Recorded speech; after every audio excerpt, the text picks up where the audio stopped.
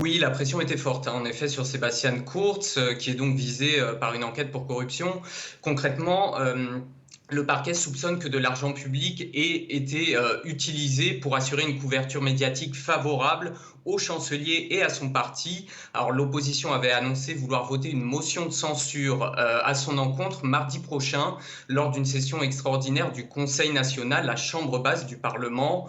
Une motion qu'auraient pu voter les Verts, le partenaire de coalition des conservateurs. Le vice-chancelier écologiste Werner Kogler avait en effet annoncé que les Verts ne pourraient poursuivre leur travail avec le VOP que si Sebastian Kurz se retirait, et les écologistes avaient demandé aux conservateurs de nommer une personne irréprochable au poste de chancelier. Hier soir encore, Sebastian Kurz avait rejeté cette hypothèse, affirmant qu'il était encore en capacité de gouverner, mais sous la pression, il a dû se résoudre à quitter son poste, estimant que l'Autriche avait besoin de stabilité, notamment face à la pandémie. Et malgré cette démission de Sebastian Kurz, eh bien, la coalition au pouvoir, justement, va se maintenir. Eh bien oui, c'est ce qui semble se dessiner ce soir, car c'est l'actuel ministre conservateur des Affaires étrangères, Alexander Schallenberg, qui devrait remplacer Sebastian Kurz.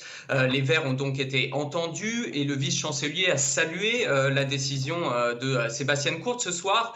On ne sait pas par ailleurs s'il y aura d'autres changements dans l'équipe gouvernementale.